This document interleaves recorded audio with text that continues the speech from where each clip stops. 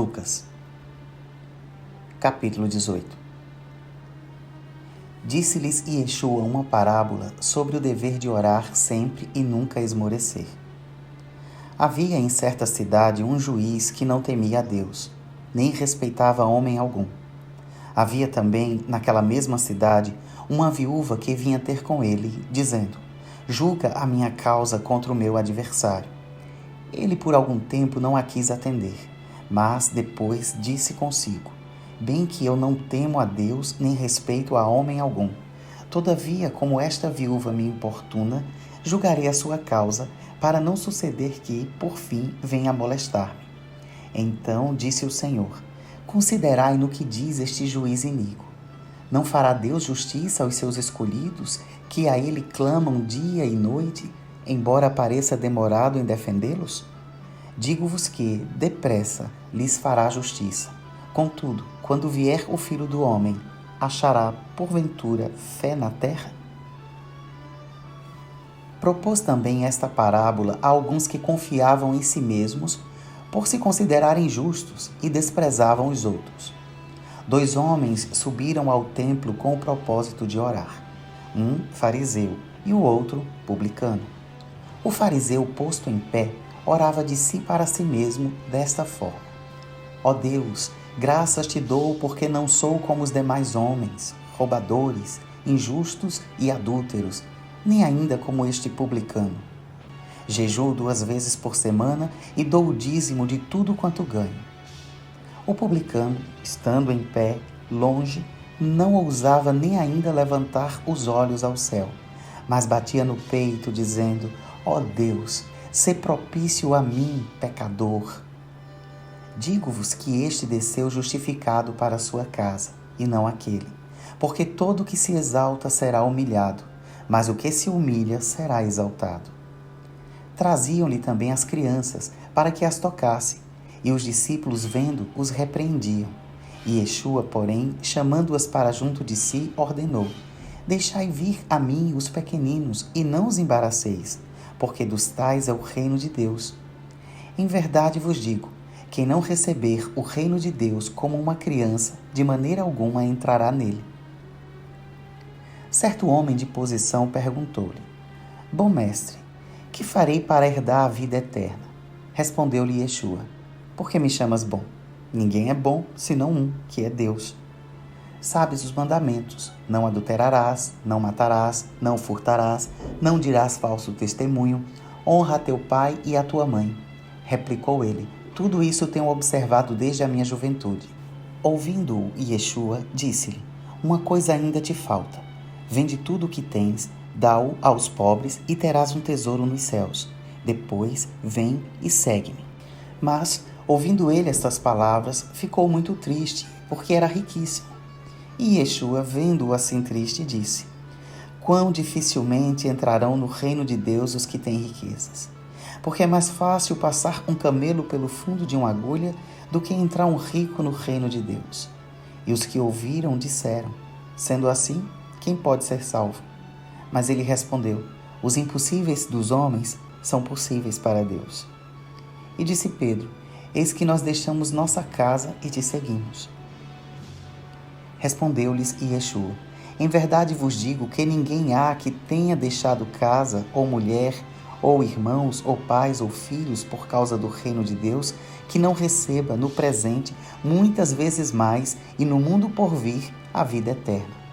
Tomando consigo os 12, disse-lhes Yeshua: eis que subimos para Jerusalém, e vai cumprir-se ali tudo quanto está escrito por intermédio dos profetas no tocante ao Filho do Homem. Pois será ele entregue aos gentios, escarnecido, ultrajado e cuspido. E, depois de o açoitarem, tirar-lhe-ão a vida, mas ao 3º dia ressuscitará. Eles, porém, nada compreenderam acerca destas coisas, e o sentido destas palavras era-lhes encoberto, de sorte que não percebiam o que ele dizia. Aconteceu que, ao aproximar-se ele de Jericó, estava um cego assentado à beira do caminho, pedindo esmolas. E, ouvindo o tropel da multidão que passava, perguntou o que era aquilo. Anunciaram-lhe que passava Yeshua, o Nazareno. Então ele clamou: Ieshua, filho de Davi, tem compaixão de mim. E os que iam na frente o repreendiam para que se calasse. Ele, porém, cada vez gritava mais: Filho de Davi, tem misericórdia de mim. Então parou Ieshua e mandou que lhe trouxessem. E, tendo ele chegado, perguntou-lhe: Que queres que eu te faça? Respondeu ele: Senhor, que eu torne a ver. Então Ieshua lhe disse: Recupera a tua vista. A tua fé te salvou. Imediatamente tornou a ver e seguiam, glorificando a Deus. Também todo o povo, vendo isto, dava louvores a Deus. Capítulo 19. Entrando em Jericó, atravessava Ieshua a cidade. Eis que um homem chamado Zaqueu, maioral dos publicanos e rico, procurava ver quem era Ieshua, mas não podia, por causa da multidão, por ser ele de pequena estatura. Então, correndo adiante, subiu a um sicômoro a fim de vê-lo, porque por ali havia de passar. Quando Ieshua chegou àquele lugar, olhando para cima, disse-lhe: Zaqueu, desce depressa, pois me convém ficar hoje em tua casa. Ele desceu a toda a pressa e o recebeu com alegria. Todos os que viram isto murmuravam, dizendo que ele se hospedara com homem pecador. Entre mentes, Zaqueu se levantou e disse ao Senhor: Senhor, resolvo dar aos pobres a metade dos meus bens, e se em alguma coisa tenho defraudado alguém, restituo 4 vezes mais. Então Ieshua lhe disse: Hoje houve salvação nesta casa, pois que também este é filho de Abraão, porque o Filho do Homem veio buscar e salvar o perdido. Ouvindo eles estas coisas, Ieshua propôs uma parábola, visto estar perto de Jerusalém e lhes parecer que o reino de Deus havia de manifestar-se imediatamente. Então disse: Certo homem nobre partiu para uma terra distante, com o fim de tomar posse de um reino e voltar.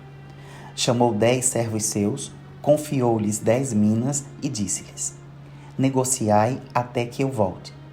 Mas os seus concidadãos o odiavam e enviaram após ele uma embaixada, dizendo: Não queremos que este reine sobre nós. Quando ele voltou, depois de haver tomado posse do reino, mandou chamar os servos a quem dera o dinheiro, a fim de saber que negócio cada um teria conseguido. Compareceu o primeiro e disse: Senhor, a tua mina rendeu 10. Respondeu-lhe o Senhor: Muito bem, servo bom. Porque foste fiel no pouco, terás autoridade sobre 10 cidades.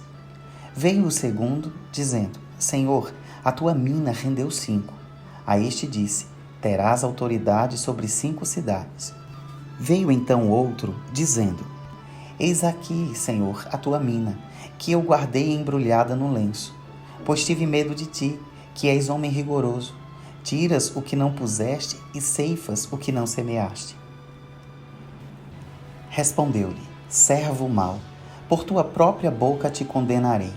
Sabias que eu sou homem rigoroso, que tiro o que não pus e ceifo o que não semeei? Por que não puseste o meu dinheiro no banco? E então na minha vinda o receberia com juros.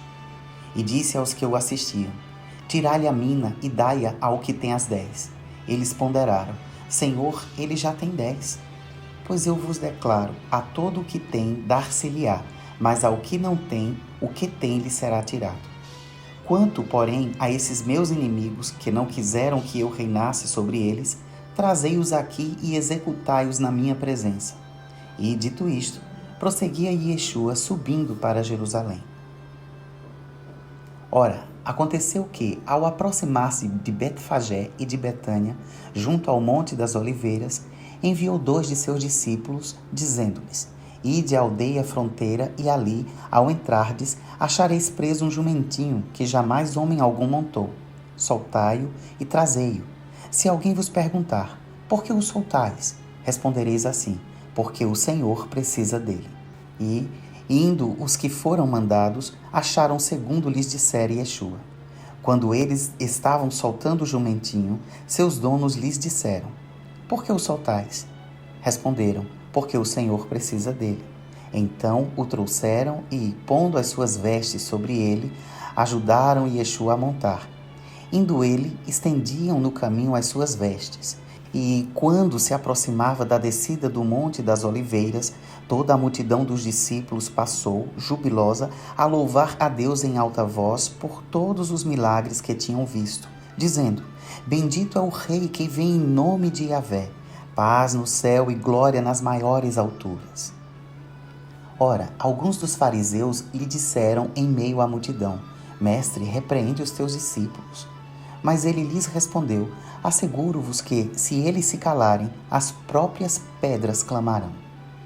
Quando ia chegando, vendo a cidade, chorou e dizia: Ah, se conheceras por ti mesma, ainda hoje, o que é devido à paz. Mas isto está agora oculto aos teus olhos, pois sobre ti virão dias em que os teus inimigos te cercarão de trincheiras e por todos os lados te apertarão o cerco e te arrasarão e aos teus filhos dentro de ti. Não deixarão em ti pedra sobre pedra, porque não reconheceste a oportunidade da tua visitação. Depois, entrando no templo, expulsou os que ali vendiam, dizendo-lhes: Está escrito: A minha casa será casa de oração, mas vós a transformastes em covil de salteadores. Diariamente, Yeshua ensinava no templo, mas os principais sacerdotes, os escribas e os maiorais do povo procuravam eliminá-lo. Contudo, não atinavam em como fazê-lo, porque todo o povo, ao ouvi-lo, ficava dominado por ele. Capítulo 20.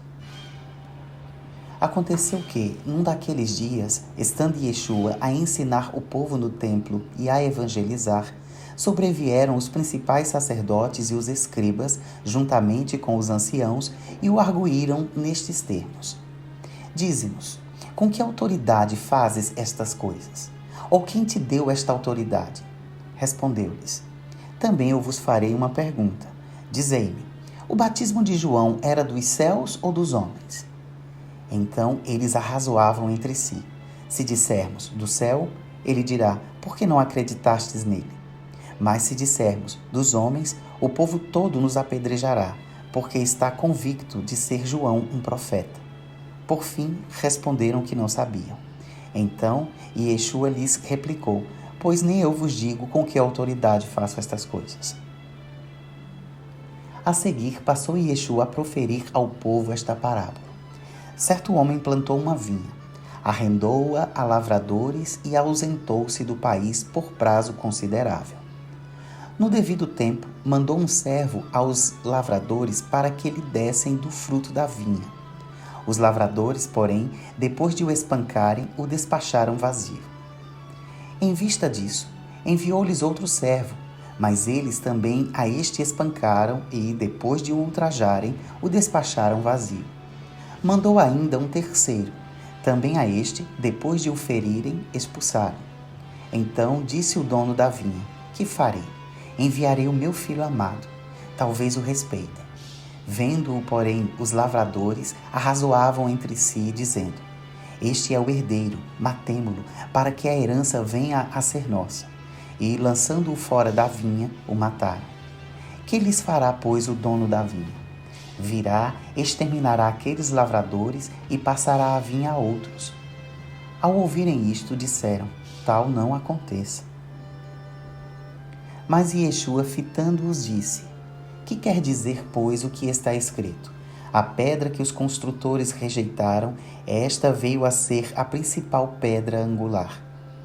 Todo o que cair sobre esta pedra ficará em pedaços, e aquele sobre quem ela cair ficará reduzido a pó. Naquela mesma hora, os escribas e os principais sacerdotes procuravam lançar-lhe as mãos, pois perceberam que, em referência a eles, dissera esta parábola. Mas temiam o povo. Observando-o, subornaram emissários que se fingiam de justos para verem se o apanhavam em alguma palavra, a fim de entregá-lo à jurisdição e à autoridade do governador. Então o consultaram, dizendo: Mestre, sabemos que falas e ensinas retamente e não te deixas levar de respeitos humanos, porém ensinas o caminho de Deus segundo a verdade. É lícito pagar tributo a César ou não? Mas Yeshua, percebendo-lhes o ardil, respondeu: Mostrai-me um denário. De quem é a efígie e a inscrição? Prontamente disseram: de César. Então lhes recomendou Yeshua: dai, pois, a César o que é de César, e a Deus o que é de Deus. Não puderam apanhá-lo em palavra alguma diante do povo, e, admirados da sua resposta, calaram-se. Chegando alguns dos saduceus, homens que dizem não haver ressurreição, perguntaram-lhe: Mestre, Moisés nos deixou escrito que, se morreu o irmão de alguém, sendo aquele casado e não deixando filhos, seu irmão deve casar com a viúva e suscitar descendência ao falecido. Ora, havia 7 irmãos. O primeiro casou e morreu sem filhos. O segundo e o terceiro também desposaram a viúva. Igualmente, os 7 não tiveram filhos e morreram. Por fim, morreu também a mulher. Esta mulher, pois, no dia da ressurreição, de qual deles será esposa? Porque os 7 a desposaram. Então lhes acrescentou Yeshua: os filhos deste mundo casam-se e dão-se em casamento, mas os que são havidos por dignos de alcançar a era vindoura e a ressurreição dentre os mortos não casam, nem se dão em casamento, pois não podem mais morrer, porque são iguais aos anjos e são filhos de Deus, sendo filhos da ressurreição. E que os mortos hão de ressuscitar, Moisés o indicou no trecho referente à sarça, quando chama a Elohim o Deus de Abraão, o Deus de Isaque e o Deus de Jacó. Ora, Deus não é Deus de mortos, e sim de vivos, porque para ele todos vivem. Então disseram alguns dos escribas: Mestre, respondeste bem. Dali por diante não ousaram mais interrogá-lo, mas Yeshua lhes perguntou: como podem dizer que o Cristo é filho de Davi, visto como o próprio Davi afirma no livro dos Salmos: disse Yahvé ao meu Senhor, Neum Yahvé lá Adonai: assenta-te à minha direita, até que eu ponha os teus inimigos por estrado dos teus pés. Assim, pois, Davi lhe chama Adonai, e como pode ser ele seu filho? Ouvindo-o todo o povo, recomendou Yeshua a seus discípulos: guardai-vos dos escribas, que gostam de andar com vestes talares e muito apreciam as saudações nas praças, as primeiras cadeiras nas sinagogas e os primeiros lugares nos banquetes, os quais devoram as casas das viúvas e, para o justificar, fazem longas orações. Estes sofrerão juízo muito mais severo. Shalom.